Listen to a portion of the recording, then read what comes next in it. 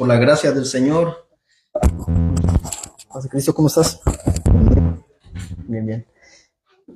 Hemos terminado justamente cuando se hizo el curso de membresía con los hermanos que quieren ser parte de la congregación, pues se terminó también el estudio, lo que abarca todo sobre la eclesiología, sobre qué es la iglesia, cómo se debe de regir una iglesia y cómo debe de haber, digamos, pastores y no solamente un pastor, y la disciplina, todo eso, las ordenanzas.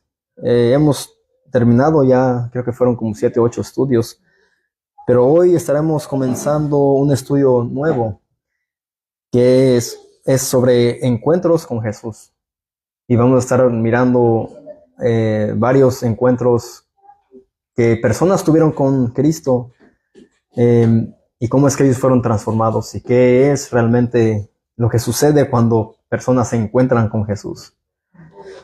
Uno de los que me llama más la atención, yo sé que todos son importantes, pero es Saulo de Tarso. Sabemos muy bien que él no iba a buscar a Jesús, no iba para nada bueno, sino que él iba persiguiendo a la iglesia con un propósito. Y el propósito era para arrestar y quizás para matar a los cristianos, pero Cristo llegó al encuentro de este hombre fariseo, celoso por la ley, pero se llevó una gran sorpresa, que Cristo lo transformó para su gloria. Amén. Encuentros con Jesús, pero hoy en este día estaremos hablando sobre el encuentro con los primeros discípulos, y va a estar basado en Mateo 4, 12, 25. Mateo 4, 12, 25. Pero primeramente les pido, mis amados hermanos, que vayamos al Señor en oración para que el Señor me permita a mí hablar su palabra y que ustedes también puedan entender su palabra. Amén. Oremos a nuestro Dios. Padre, Señor, en esta hora venimos ante ti, oh Dios, sin ningún mérito, Señor, y sin merecerlo. Solamente venimos ante ti, Señor, en el nombre de Jesús, Señor, porque Él es en quien tenemos entrada, Señor, al trono de la gracia, que solamente a través de Cristo Jesús. No es por alguna religión, no es por alguna tradición o cosas que nosotros pensamos que es el camino, Señor, hacia ti, sino que solamente en Cristo nuestro Salvador. Oh Señor, a ti te exaltamos, te damos gloria y honra, oh Padre, porque tú eres, Señor, nuestro Padre Celestial. Tú eres, Señor, quien nos ha mantenido, Señor, en este día con bien. Nos ha, Señor, bendecido en muchas maneras, Señor, que creo que si nos pudiéramos poder hablar cómo es que tú nos has bendecido, Señor, pues aquí se tomaría mucho tiempo. Pero, Señor, a veces cosas como estas se nos olvidan. Pero, Padre, podemos ver cómo tú nos has bendecido, Señor, aunque nos quejamos, Señor, con el clima. Hacía falta la lluvia, Señor, y la has mandado. Yo sé que como seres humanos nos quejamos si hace mucho calor, si está frío, si llueve, si no llueve, Señor. Somos personas que no estamos contentos con nada, pero, Señor, te damos las gracias por la lluvia que has enviado y por el frío también, porque esa es tu voluntad. Y todo va a suceder, Señor, conforme a como tú quieras que se haga, y no como nosotros querramos, Señor. Pero, Señor, nos has bendecido con el poder ver a nuestras familias, Señor, a nuestros hijos, a nuestro cónyuge también. Oh, Padre, gracias por la salud. Señor, gracias por los trabajos nuestros y por nuestras hermanas también. Si es que ellas no trabajan, Señor, pues si son amas de casa, esa es una labor también que a veces miramos por alto, Señor, y nos damos cuenta que eso es una labor aún más dura, Señor, que un trabajo secular. El lavar los trastes, la ropa, ver a los niños, cocinar, Señor, es bastante. Pero, Señor, solamente te pedimos que nos des fortaleza a los varones, Señor, como a nuestras hermanas, Señor, para que si podamos seguir hacia adelante, cumpliendo con nuestras responsabilidades, Señor, en el hogar y en el trabajo. Y que lo hagamos, Señor, siempre sin quejarnos. Y que cuando hagamos todas estas cosas, Señor, pues te demos las gracias y lo hagamos como si todo esto fuera para ti, Señor. Ayúdanos, Señor, a no ser personas que nos quejemos, que estemos juzgando, criticando, Señor, sino que siempre, Señor, miremos a Cristo y lo hagamos como si todo fuera para Cristo. Pero, Señor, aún también sabemos que en este día a pesar de que tú nos has bendecido, hemos pecado, hemos fallado con los pensamientos, Señor, con las acciones, con nuestras actitudes que son a veces incorrectas, sin darnos cuenta, pecamos primeramente contigo y hacia el prójimo, Señor. Y, Señor, eso nos da a entender y a reconocer que somos pecadores, que no somos perfectos, que necesitamos, Señor, ser moldeados, cambiados por el poder de tu palabra.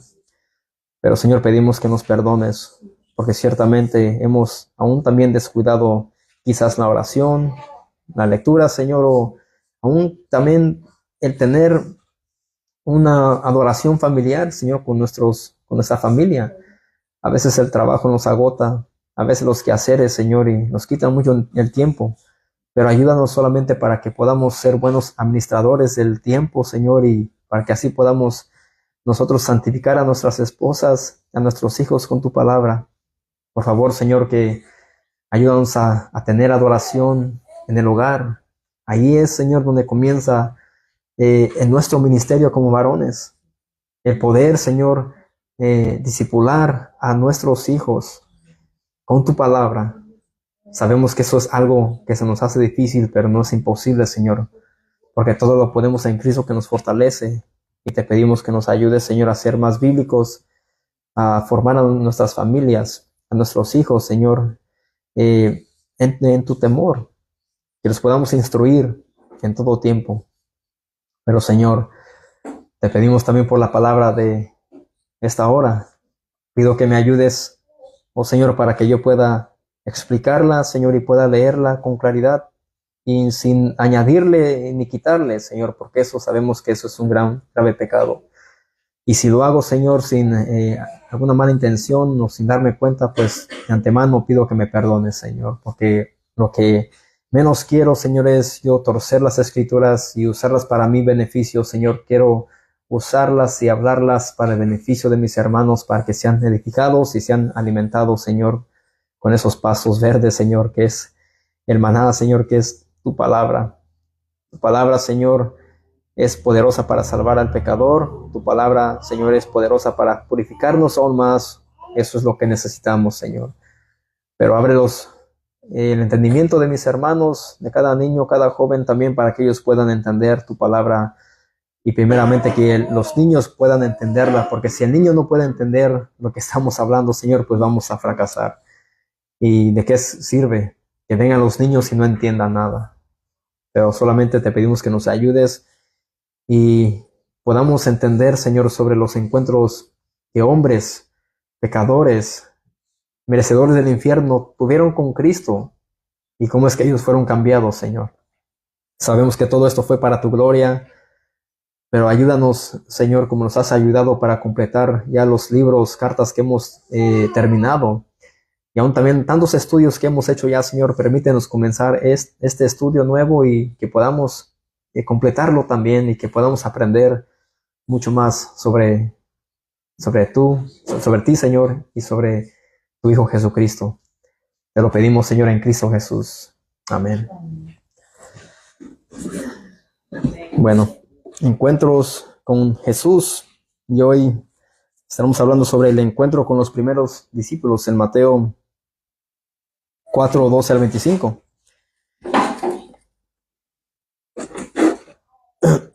Y aquí está hablando sobre cuando Jesús inicia su ministerio. Eso ya después de que él fue llevado por el Espíritu Santo al desierto con un propósito, para que él fuese tentado. ¿Por quién? Por Satanás mismo. Y aquí vemos que Jesús, muchos dirán, fue probado, pero no es que fue probado, sino que el plan de Dios fue que él pasara por todo esto. Ese fue el plan de Dios, para que miráramos que él también es Dios mismo encarnado. Él fue tentado y la tentación la sufrió al igual que nosotros, la experimentó igual que nosotros lo experimentamos. Pero vamos a comenzar leyendo ahí el versículo 12 de Mateo 4.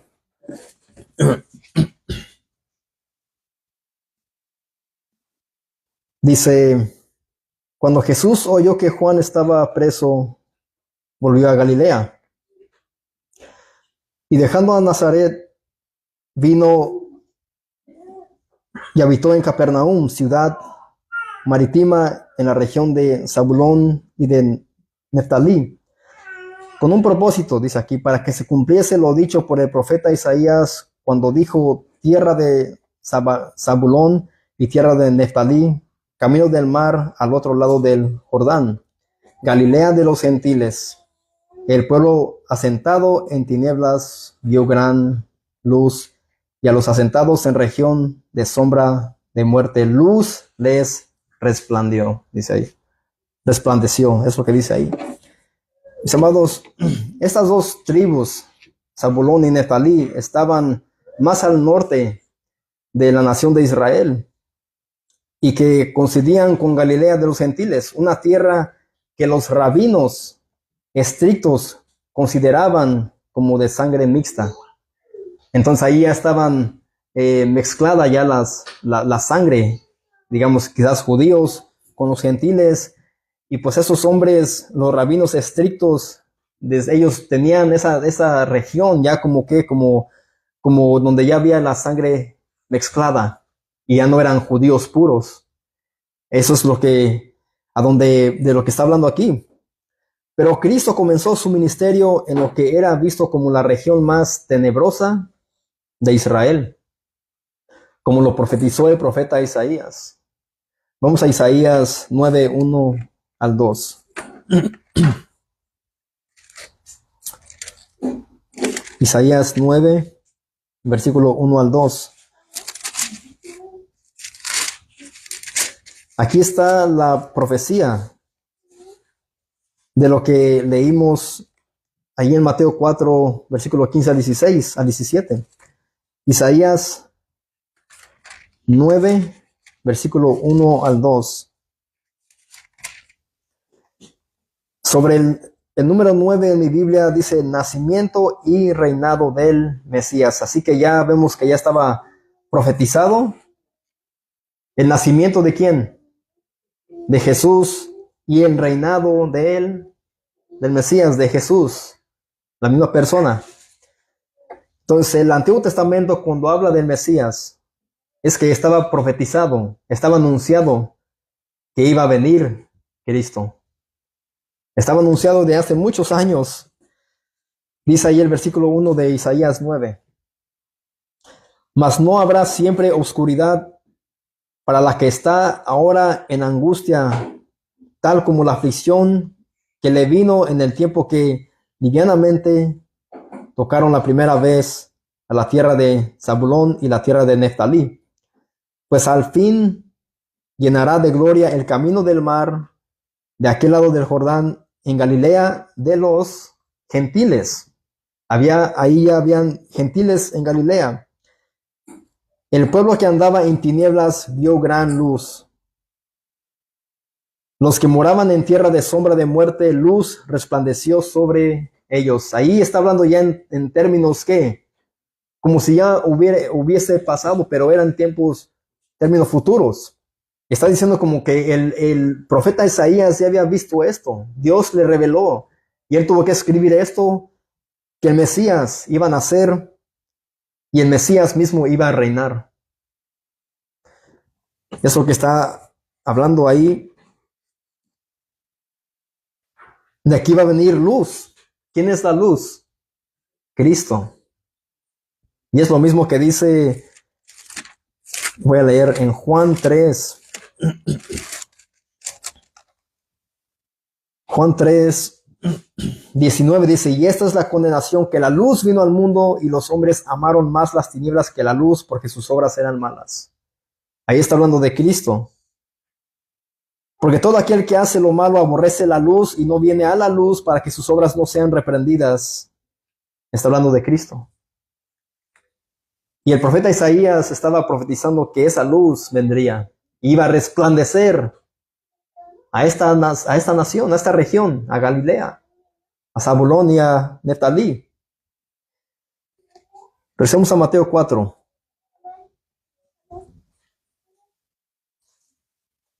Versículos 16 y 17.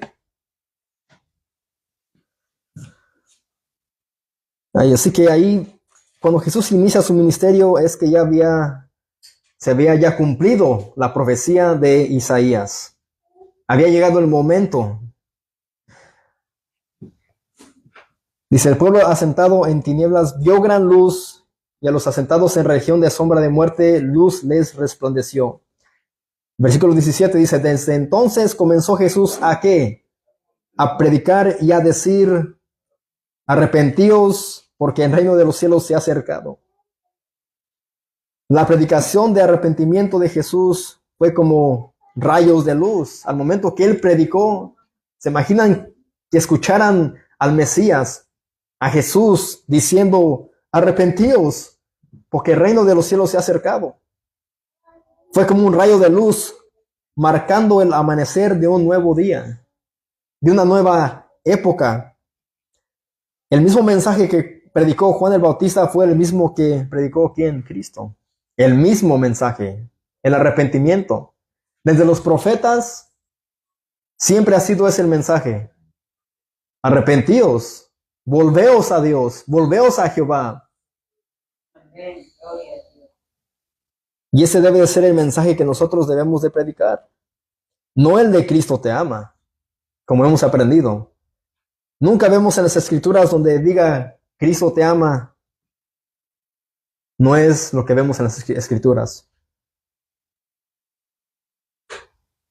Como que siempre he tenido esto yo en mente, y muchos piensan igual que yo. Dicen, si tú le dices Cristo te ama a un pecador, entonces ese pecador va a decir, si Cristo me ama, ¿por qué tengo que cambiar? Si me ama como soy.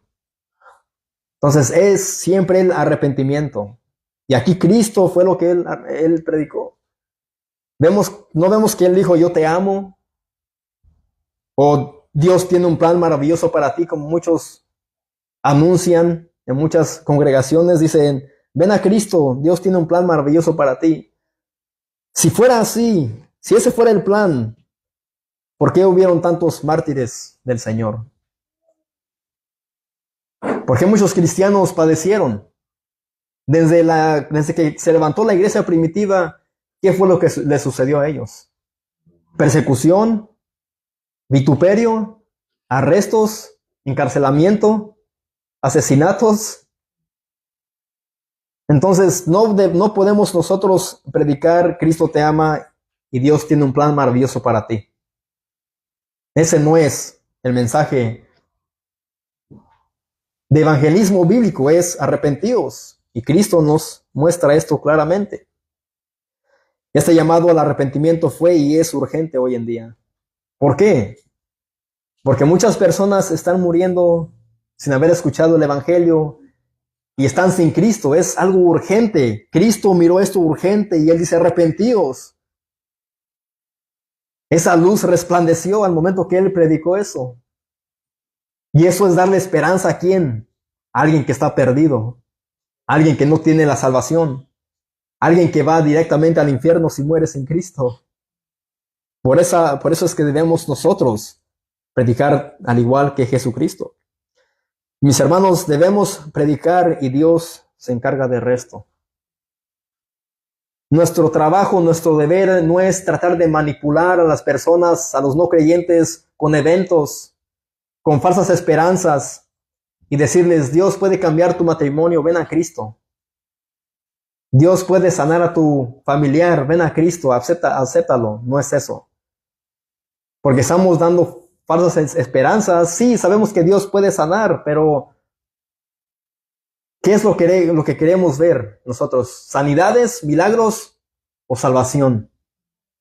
Salvación eso es el milagro más extraordinario que podamos ver nosotros en la vida de un ser humano que no tiene a Cristo. La salvación. Y Cristo por eso predicaba esto. Juan el Bautista, los apóstoles predicaron el arrepentimiento y crean en Jesucristo. Vamos a la segunda carta a Timoteo. Como dije, nosotros debemos de predicar, pero Dios se encarga del resto. Segunda Timoteo 2, versículo 24 al 26.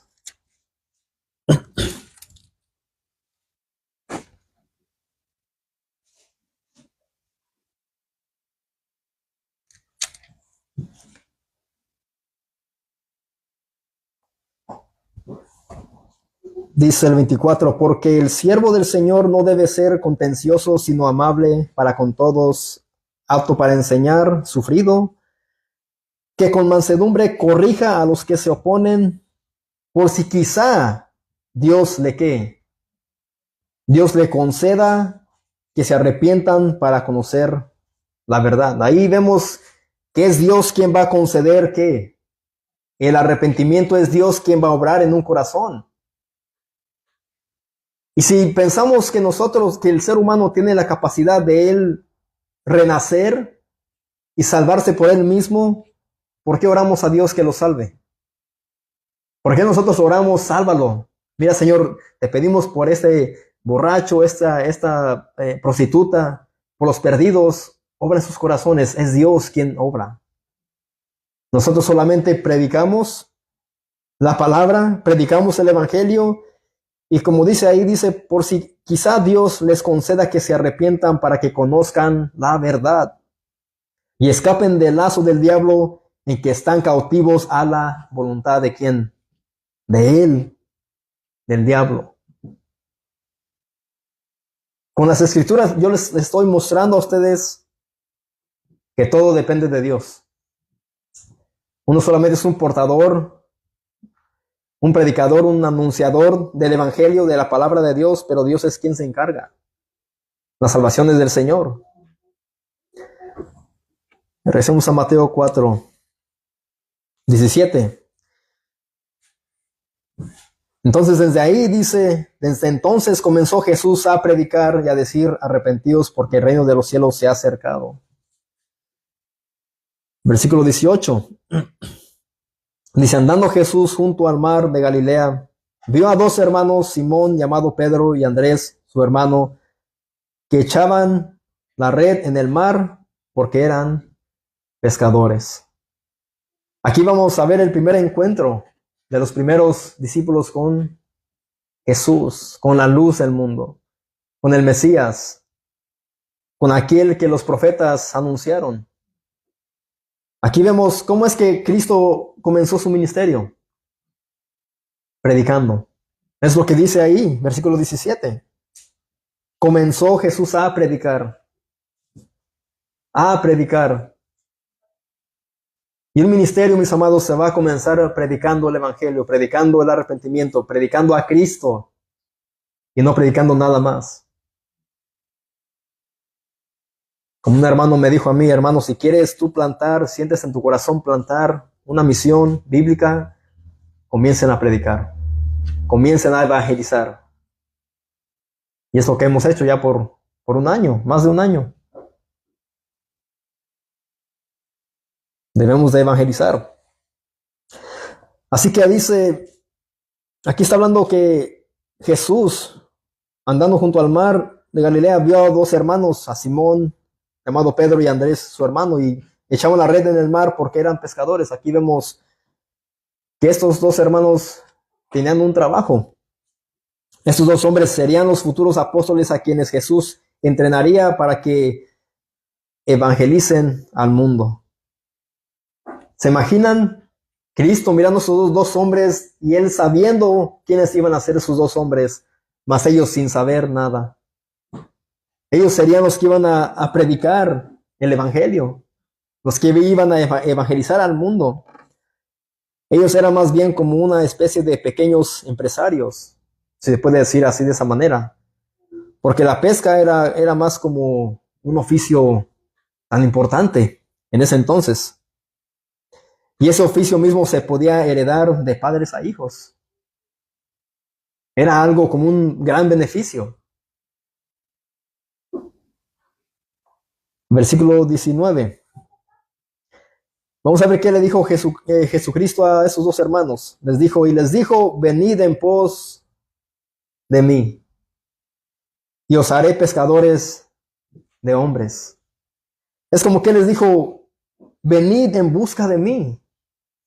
Yo soy la vida. Yo soy el camino, la verdad y la vida. Y os haré pescadores de hombres. Notemos algo tan importante, mis hermanos. Jesús no solo invitó a esos hombres para que fueran sus discípulos, sino que se les ordenó, y aquí vemos la soberanía de Dios. Dios es soberano, y Dios no está limitado como el dominio de los dioses paganos que se extiende sobre solamente alguna a la mente del ser humano. Los dioses paganos no tienen el poder que Dios. No son igual que Dios. Los dioses falsos son creados por la mente humana. Las imágenes que el hombre se puede crear, los santos, todo eso son creados ¿por qué? Por seres humanos. Y en ellos no hay poder en lo absoluto. Dios es soberano. Vayamos a Romanos 9.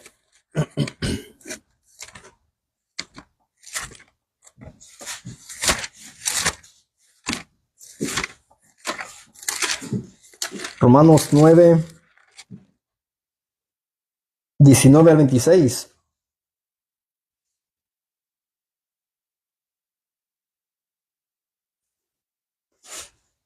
Romanos 9, 19 al 26 dice: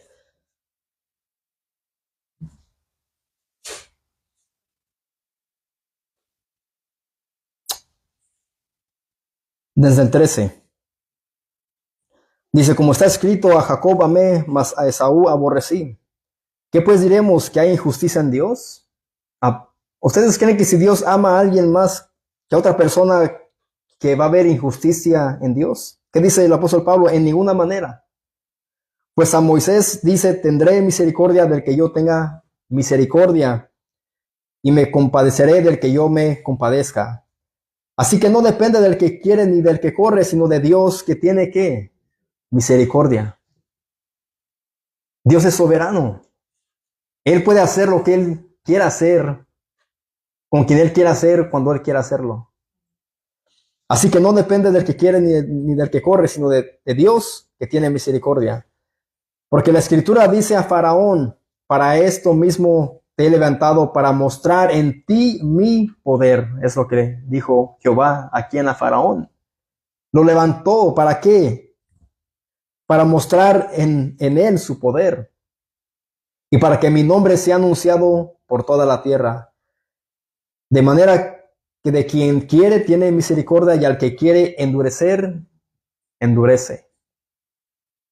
Así que si Dios ve un corazón duro, Dios permite que ese corazón se endurezca más. Quizás por su odio hacia él. Miremos los ateos. Muchos ateos o muchas personas que son ateos, han sido personas creadas en iglesias. Y algo les ha pasado, han perdido a su madre o a su padre o a algún familiar, y le echan la culpa a Dios porque tal familiar ha muerto. ¿Y qué es lo que pasa? Quizás nunca fueron convertidos, nunca nacieron de nuevo, y esos corazones se endurecen y guardan odio, muestran más bien odio hacia Dios. Porque ese corazón nunca fue regenerado, pero un corazón de piedra se puede hacer más duro. Es lo que dice aquí, Dios permite todo esto. Y al que quiere endurecer, endurece. Pero me dirás, ¿por qué pues inculpa? ¿Por qué? ¿Quién ha resistido a su voluntad? Mas antes, oh hombre, ¿quién eres tú para que alterques con Dios? Dirá el vaso de barro al que lo formó, ¿por qué me has hecho así? ¿Acaso un vaso de barro puede decirle al alfarero, ¿por qué me has hecho así? No. Nosotros somos como vasos de barro, estamos en las manos del alfarero, que es ¿quién? Es Dios. Y no podemos decirle, ¿por qué me has hecho así? ¿Por qué me pasa esto? ¿Por qué permites esto? Dice, ¿quién ha resistido a su voluntad? 21 dice, ¿o tiene potestad el alfarero sobre el barro para hacer de la misma masa un vaso para honra y otro para deshonra?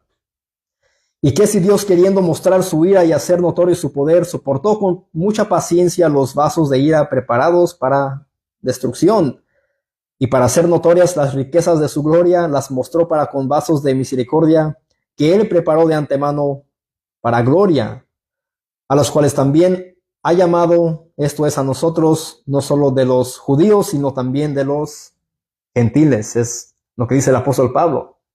Dice que no solamente de los judíos a Dios le ha placido salvar, sino aún también de quienes más, de los gentiles. Y Pablo aquí está tratando con los judíos.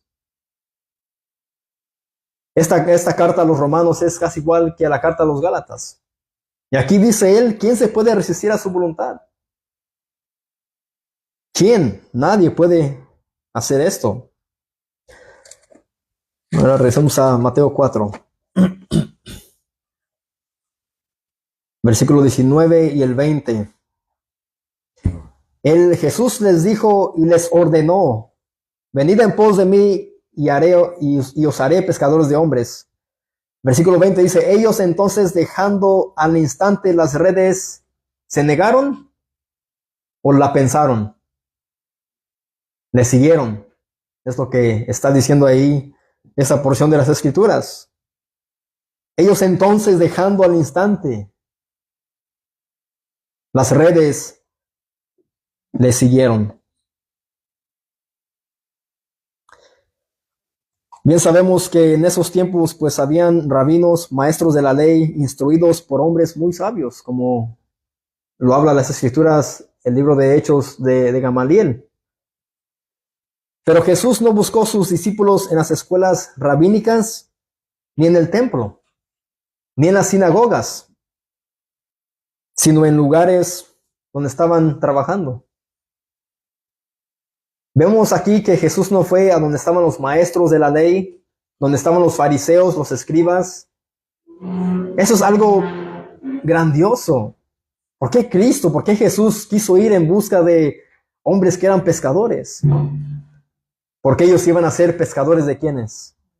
De hombres. Ellos iban a pescar almas. ¿Con qué? Con el Evangelio. Predicando el Evangelio de Jesucristo es que ellos iban a pescar a personas.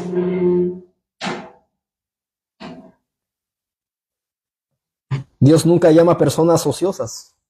Dios nunca llama a perezosos. Dios busca personas, a hombres, mujeres que estén dispuestos a pagar el precio y a trabajar en la obra.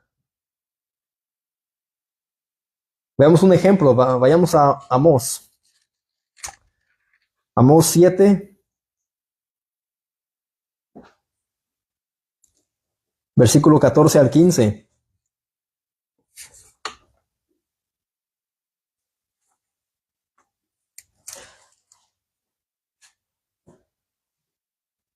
Amós 7, 14 al 15.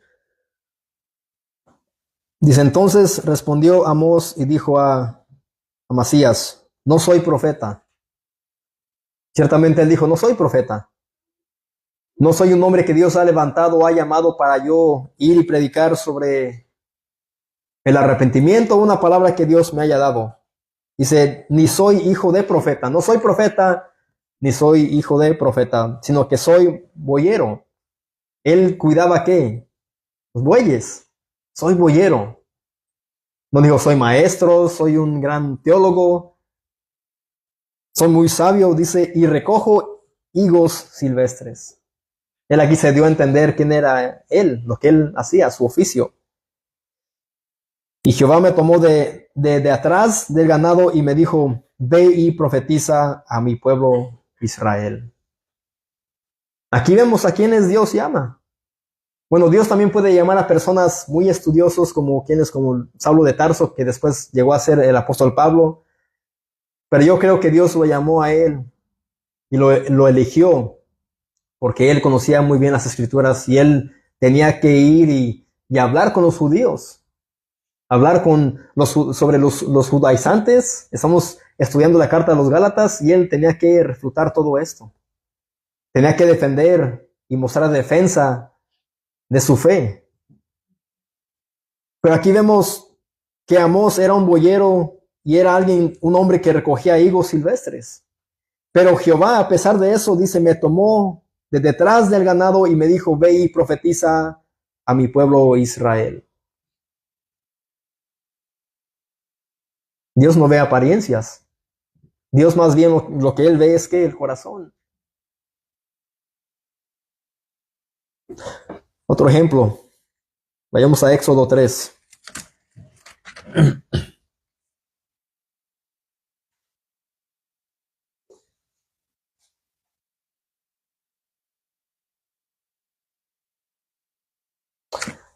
Éxodo 3, 1 al 2.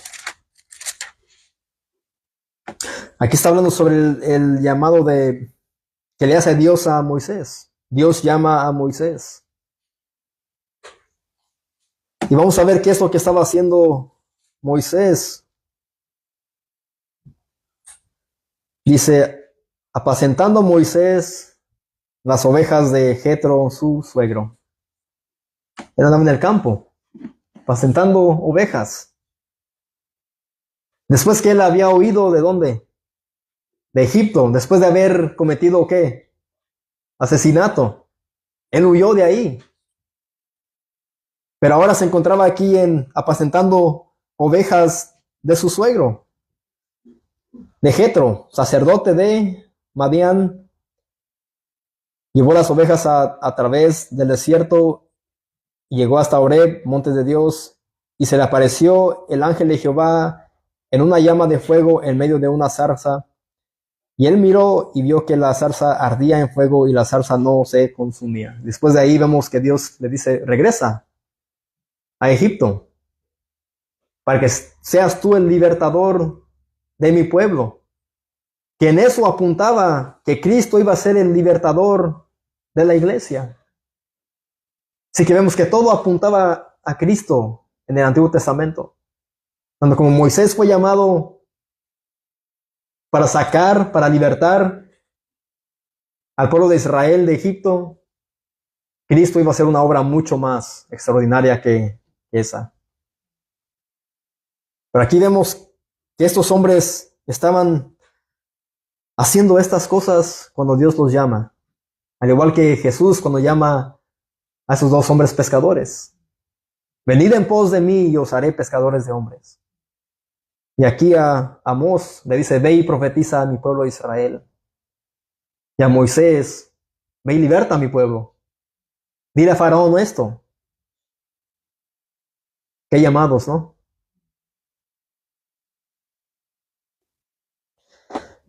Ahora vayamos a Hechos 4.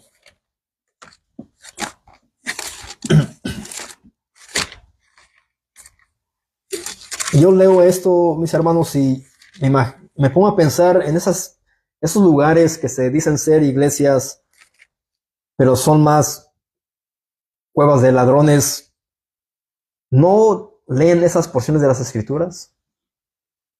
Creo que solamente se las pasan y no ven el llamado, y ellos más bien predican y dicen mensajes como tú vas a ser un empresario, vas a ser alguien grande, tendrás tu negocio, todo esto, y entonces son cosas que yo no comprendo, pero Hechos 4:13.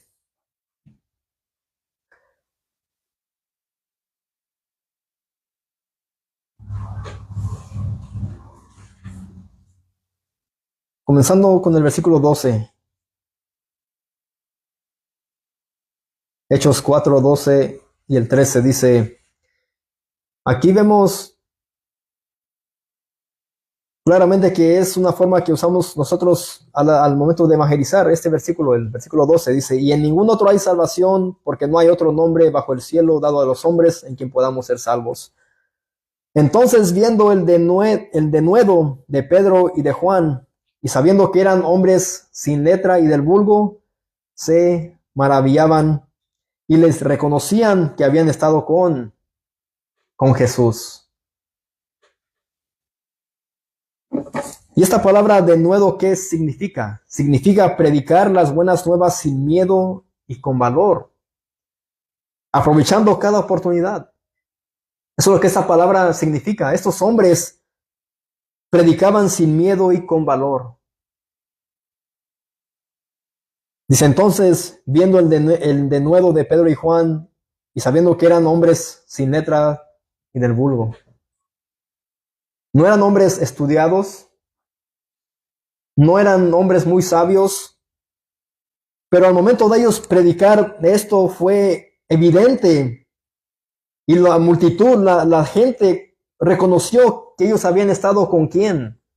Con Jesús, con su maestro, con el Mesías. Porque Jesús ciertamente los discipuló por ¿cuántos años? A los apóstoles, por 3 años. Entonces, al momento de ellos predicar esto, fue notorio, fue evidente que ellos habían estado con Jesús.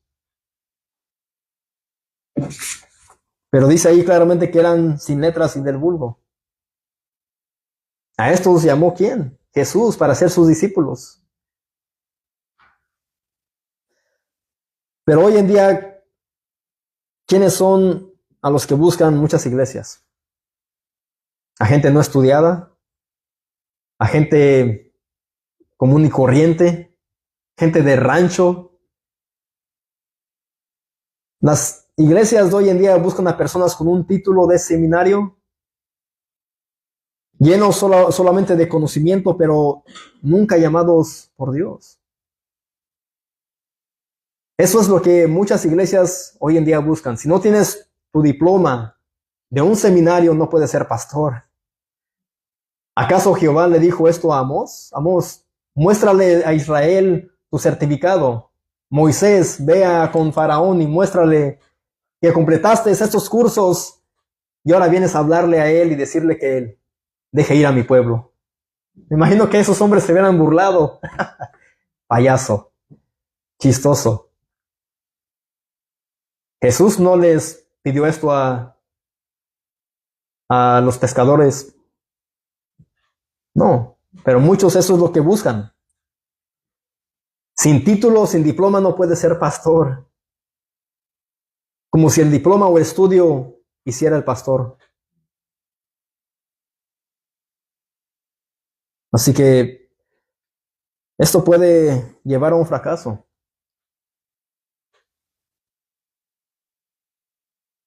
Personas que quizás nunca han vuelto a nacer, no tienen el Espíritu Santo, pero están llenos de mucho conocimiento.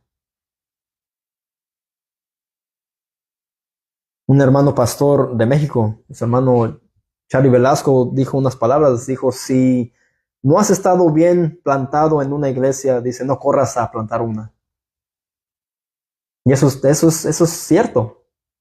Alguien que nunca ha estado plantado en una iglesia, servido en una iglesia, no debe de ir corriendo a tratar de plantar una. Si nunca ha pasado por un proceso duro y difícil, para aprender de ello, no deben de ser pastores.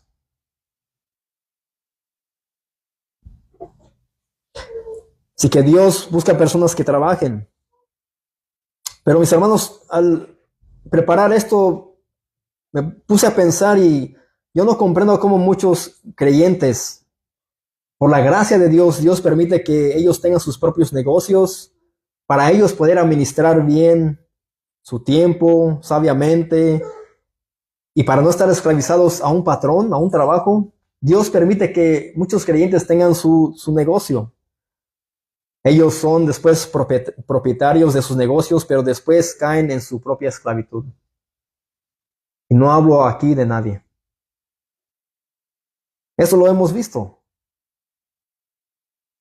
Le piden a Dios un negocio, su propio trabajo, pero después ellos mismos caen en su propia esclavitud y no pueden o no saben administrar bien el tiempo para enfocarse más en la obra del Señor. Le piden a Dios y Dios le permite, se los da, pero después no hay enfoque. ¿Qué pasa? Ellos que pueden manejar bien su tiempo para predicar, para la predicación de la palabra, para el evangelismo, se afanan. Se afanan y entonces Dios, mis amados, no busca personas perezosas. Dios quiere que nosotros trabajemos, laboremos. No es fácil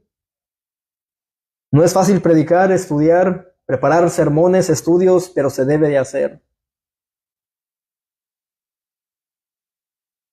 No podemos solamente sacar una porción del internet y traer eso y ya solamente leerlo. Se puede hacer, pero no es lo correcto. Así que aquí vemos a Jesús en Mateo 4, 19, 20 y el al 22. Vamos a leer ahí. Mateo 4, 19 en adelante.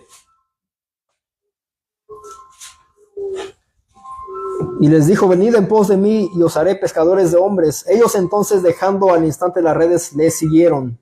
Ahí no hubo resistencia, no hubo quien se opusiera al llamado de Jesús. Y ellos, Cristo ordenó y ellos obedecieron al instante. Versículo 21 dice, pasando de ahí, vio a otros dos hermanos, Jacobo hijo de Zebedeo y Juan su hermano, en la barca con Zebedeo su padre, que remendaban sus redes y los llamó. Aquí vemos a otros dos hermanos que Jesús llama y ellos se oponen al llamado de Cristo. Ellos hacen lo mismo. Ellos dejan todo y le siguen. Versículo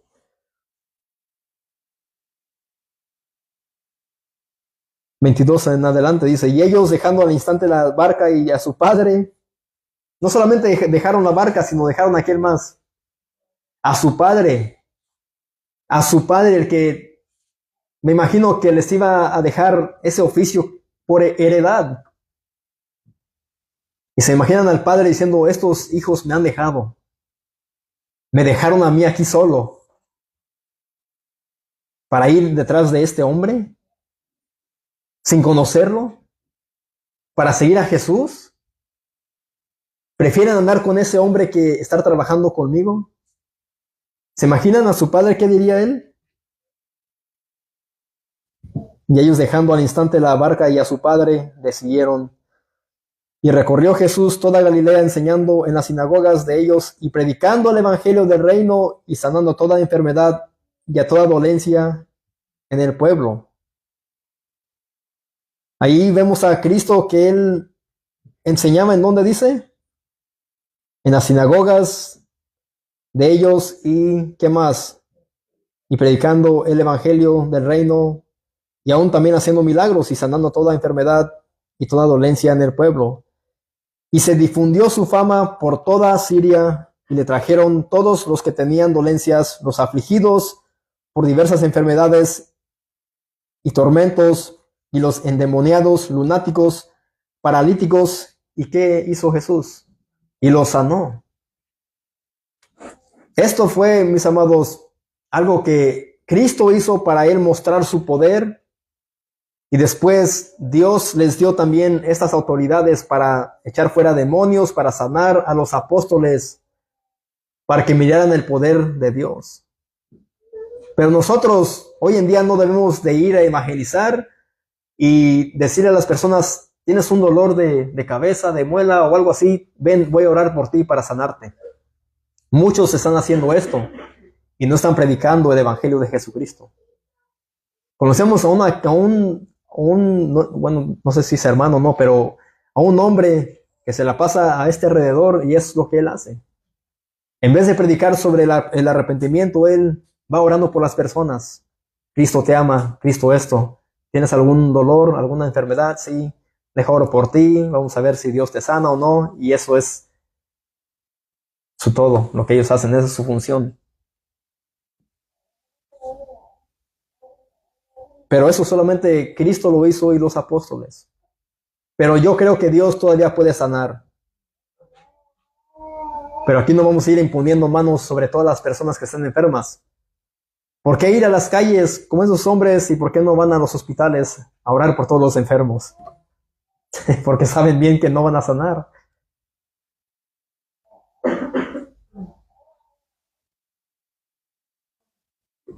Pero Cristo aquí dice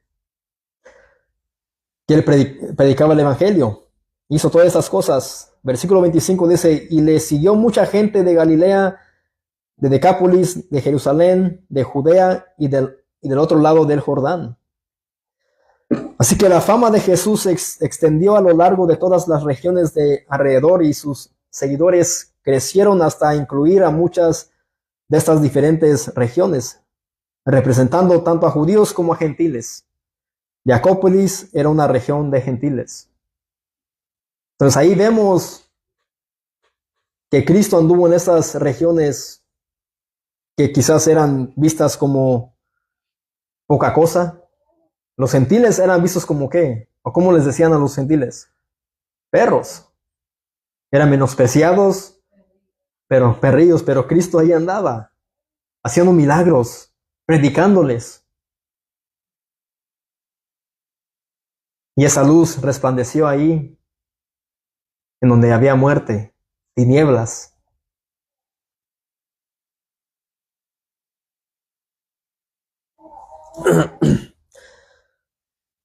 Así que vemos que 4 hombres fueron llamados por Cristo y ellos obedecieron y dejaron todo. 2, incluyendo a quien, la barca y a su padre, para seguir a Cristo. No es que ellos andaban buscando a Jesús, sino que Cristo vino y los buscó a ellos. Y también algo que a veces escuchamos y decimos, ven, busca a Dios, busca a Jesús. Es Dios quien viene en busca de la oveja perdida. Es Dios.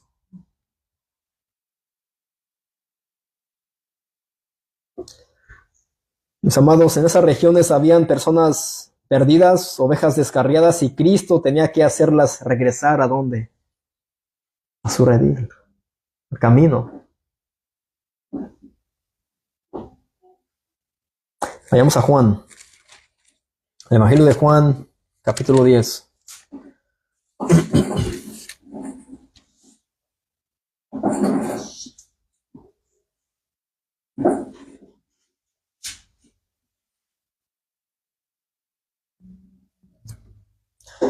Juan 10. Vamos a ver qué es lo que dice nuestro Señor Jesucristo. Ya me pasé de tiempo un poco, ¿verdad? Juan 10, versículos 13 al 16. Esa es la parábola del redil. Desde el versículo 7. Dice, volvió pues Jesús a decirles, de cierto os digo, yo soy la puerta de las ovejas. Él es la puerta de las ovejas. Todos los que antes de mí vinieron ladrones son y salteadores, pero no los oyeron las ovejas. Quizás otros sí que no eran ovejas los oyeron, pero las ovejas del Señor Jesucristo no. Yo soy la puerta, el que por mí entra será salvo, y entrará y saldrá y hallará ¿qué? Pastos. Ahí no dice será salvo por algún tiempo y después se va a perder, sino dice será salvo, el que entra por esa puerta que es Él. El ladrón no viene sino para hurtar y matar y destruir. Ahí vemos que el contexto está hablando de ¿qué? De ladrón. Y a veces usamos y decimos Satanás o el diablo, pero sí Satanás también vino a hacer ¿qué? Hurtar, matar y destruir, pero donde esto se aplica es donde dice el ladrón, salteador. Dice, yo he venido para que tengan vida y para que la tengan en abundancia. Dice Cristo, yo soy el buen pastor su vida da por sus ovejas, por las ovejas, perdón. Mas el asalariado, el que no es el pastor, de quien no son propias las ovejas, ve venir al lobo y deja las ovejas y huye, y el lobo arrebata las ovejas y las ¿qué? Las dispersa. ¿Conocemos algunos asalariados? Aquí hay lugares, cuevas de ladrones, que son asalariados y solamente lo que buscan es quitarle a las ovejas lo poco que tienen. Y a veces le piden mucho más de lo que ellos pueden dar, y esto es algo peligroso. Deben ir al lobo y deja las ovejas y huye. Y el lobo arrebata las ovejas y las dispersa. Versículo 13. Así que el asalariado huye porque es asalariado y no le importan las ovejas. Esas personas que tienen actitudes o características de ser personas que solamente buscan el salario, ¿qué es lo que hacen? No les importan las ovejas. Lo único que les importa es que su bolsillo, su cuenta de banco, y el bienestar de las ovejas, nada que ver.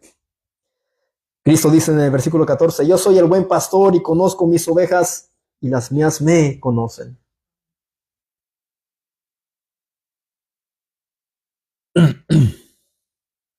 Así como el Padre me conoce y yo conozco al Padre y pongo mi vida por las ovejas, también tengo otras ovejas que no son de este redil.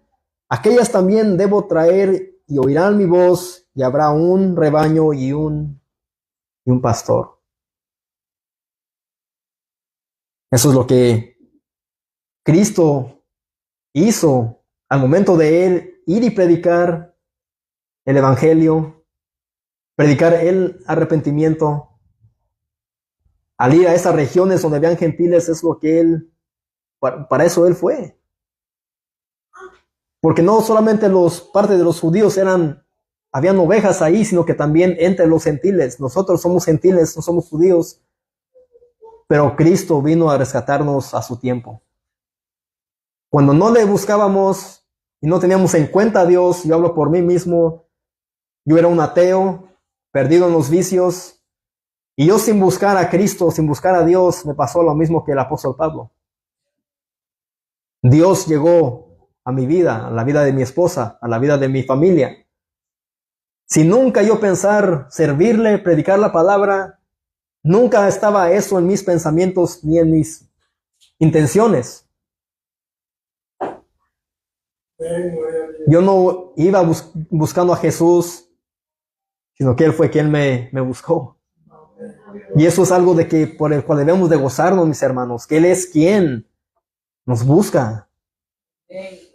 Porque desde antes éramos ovejas, estábamos descarriados, pero teníamos que ser traídos de regreso al redil. Y Cristo lo hizo. Esto nos debe de llenar de mucho gozo. Así que la autoridad mesiánica de Jesús no conoció límites al sanar a muchos afligidos con gran variedad de males. Ahí vemos que dice que Él iba sanando.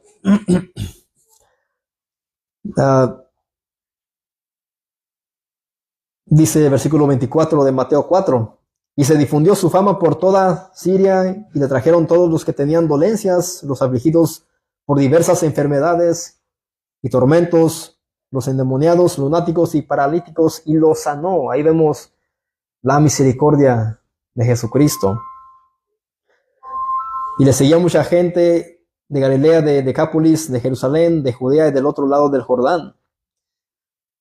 Así que, mis hermanos, estos hombres a quienes Jesús llamó, a estos 4 pescadores, tuvieron un encuentro transformador con el verdadero Cristo.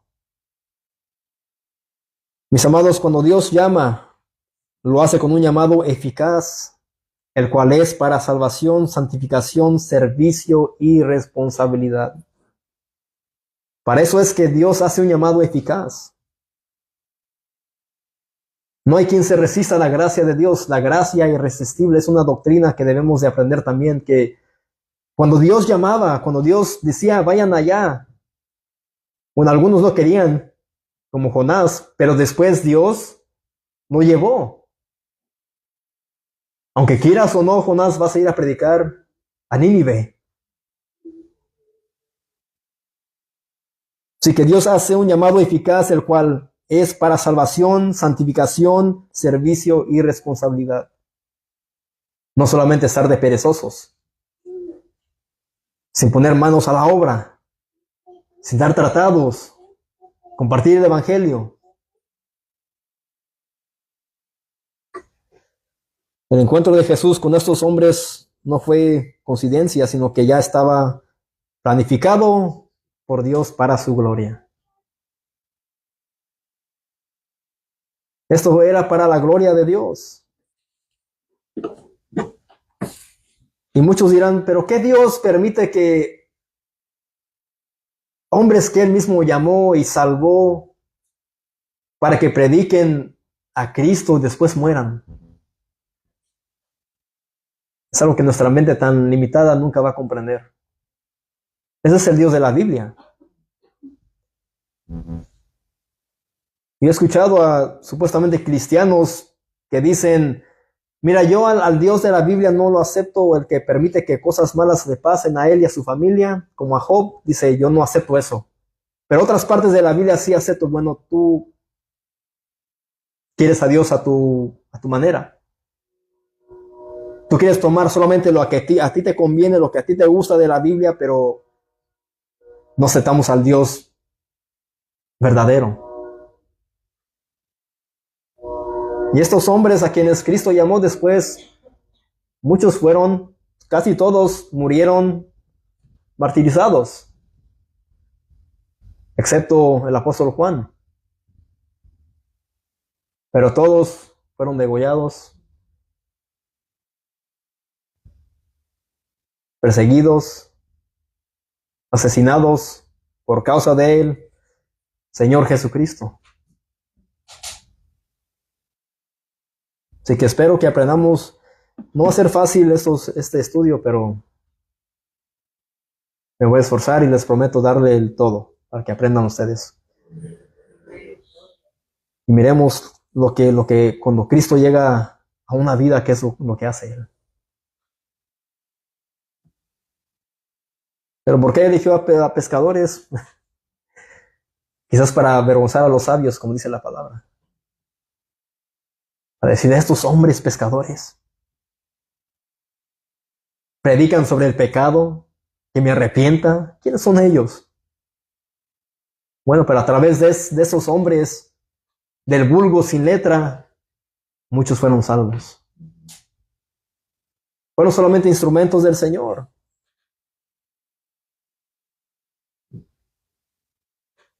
Así que el encuentro con los primeros discípulos.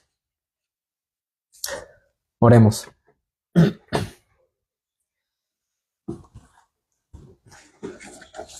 Padre,